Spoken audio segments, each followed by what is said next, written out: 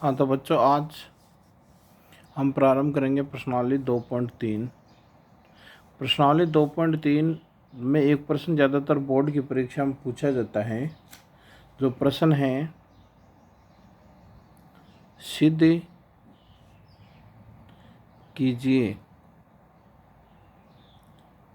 कीजिए कि √3 या √2 या √5 एक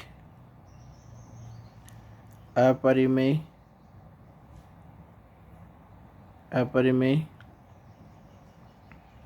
संख्या है।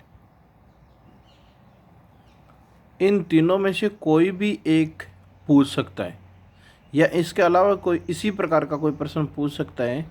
तो उन प्रश्नों को हल करने के लिए एक ही विधि, ये एक प्रमेय है, इसको हल करने के लिए एक ही विधि है। आपको इसी को एक तरीके से याद कर लेना है, उसके बाद सभी को इसी प्रकार से हल कर देना है।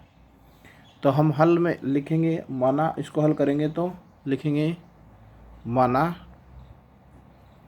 कि, जैसे √3 लेते हैं हम, माना कि √3 एक परिमेय √3 एक परिमेय संख्या है। परिमेय संख्या है जहाँ दो पूर्णांक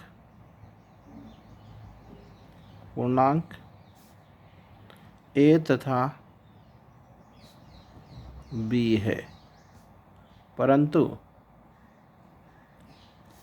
b बराबर 0 नहीं है।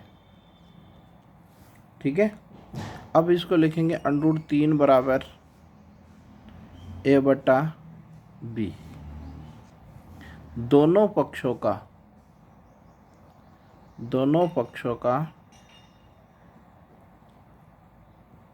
वर्ग करने पर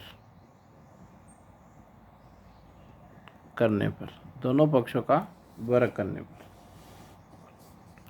दोनों पक्षों का हम वर्ग कर देंगे।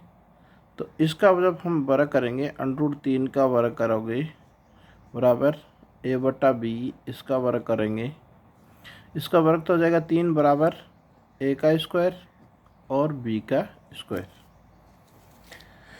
अब हम इसको लिख सकते हैं a² बराबर 3b²।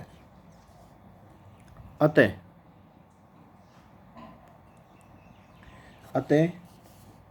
3a² को विभाजित करता है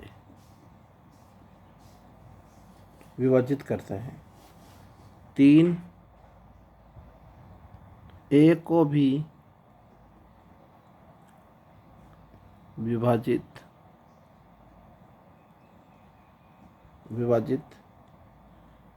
करेगा, a को भी विभाजित करेगा।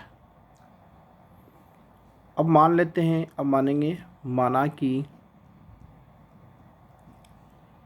कि a बराबर 3c,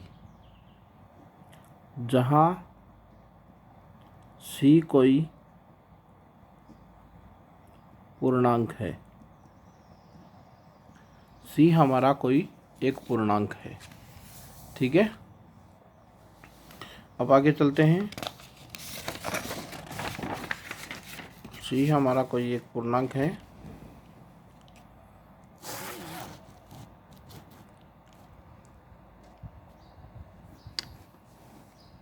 अब हम लिखेंगे a² बराबर 9c²।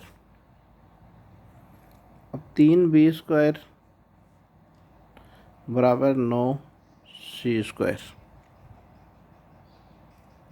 अब 3b² बराबर 9c² हो गए।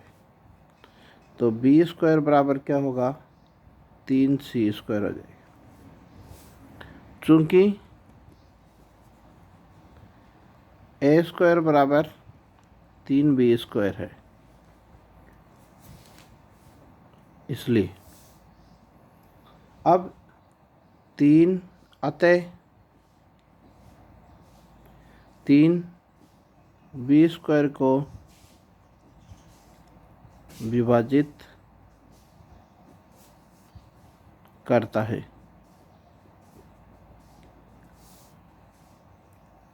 तो 3 बी को भी विभाजित करेगा,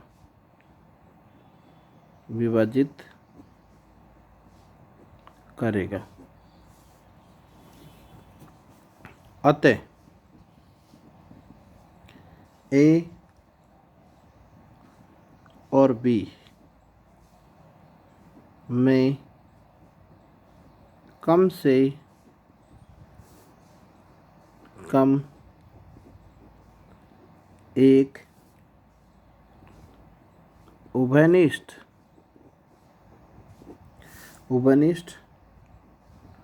गुणनखंड 3 है।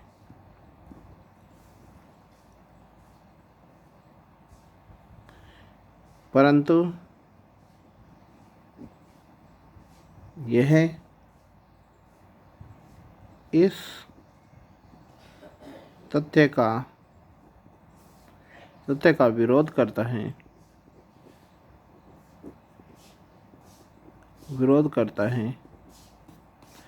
इस तथ्य का विरोध करता है कि ए और बी का ए के अतिरिक्त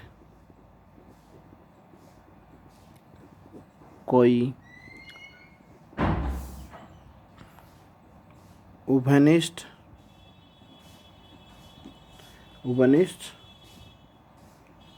गुणनखंड नहीं है। अतः हमारी कल्पना गलत है। √3 एक अपरिमेय संख्या है। इस प्रकार से हम √5 और √2 को भी सिद्ध कर सकते हैं, इसी प्रकार से लिखकर। अतः आप √2 और √5 को भी सिद्ध करें, प्रयास करें। धन्यवाद। है ना, इस प्रकार से हम इनको हल कर सकते हैं। तो चैनल को लाइक और सब्सक्राइब करना न भूलें। धन्यवाद।